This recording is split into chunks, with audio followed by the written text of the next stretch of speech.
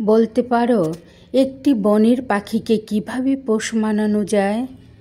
হ্যাঁ, এই পৃথিবীতে শুধু একটি শক্তি আছে যা দিয়ে তুমি একটি বন পাখিকে পোষ মানাতে পারবে, আর তা হচ্ছে মায়া। পাখিটিকে তুমি যত্ন করো আর মায়া দাও, দেখবে এক সময় সেই বন পাখিটিও তোমাকে ছেড়ে যাবে না, মায়ায় বাধা পড়ে যাবে। এই পৃথিবীতে মায়ার মতো এত শক্তিশালী, আশ্চর্য আর সর্বগ্রাসী অনুভূতি আর একটিও নেই। তুমি তাকেই জীবনের সঙ্গী করো যার মধ্যে প্রেম কম থাকতে পারে, কিন্তু মায়া আছে অগাধ। সব বিশুদ্ধ প্রেমেই কিছু না কিছু মায়া থাকেই, কিন্তু সব মায়াতে প্রেম থাকে না। প্রেম রূপালী আগুনের মতো অতিশয় প্রখর, দীপ্তময়, অবিশ্বাস্য শক্তিধর আর প্রততপ্ত।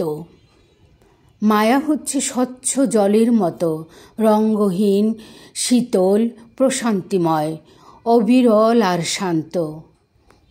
প্রেম কামজ। প্রতিটা বিশুদ্ধ প্রেমেরই জন্ম হয় কাম থেকে।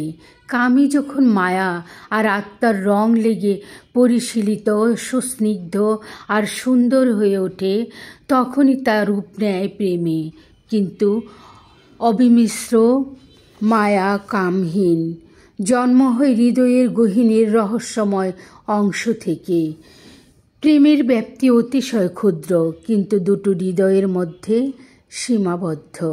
কিন্তু মায়ার ব্যাপ্তি অসীম, সর্বব্যাপী আর অনন্ত। চেয়ে দেখো, এই পৃথিবীটা চারিদিকে শুধু মায়ারই খেলা। তুমি জানো না, আগুন মহাশক্তিধর হলেও পৃথিবীর 3/4 শুধু জল আর জলে আবৃত। প্রেম না, প্রেম একসময় ফুরিয়ে যাবে। শেষ পর্যন্ত মায়ায় বেঁধে রাখে দুটো মানুষকে সুদীর্ঘকাল ব্যাপী।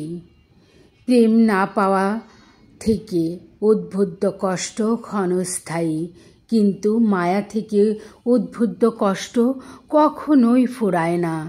স্মৃতির রেখার মতো হৃদয়পটে লেপ্টে থাকে। বিচ্ছেদ মানুষকে যত বেশি কষ্ট দেয়, তার থেকে বেশি কষ্ট দেয় মায়া।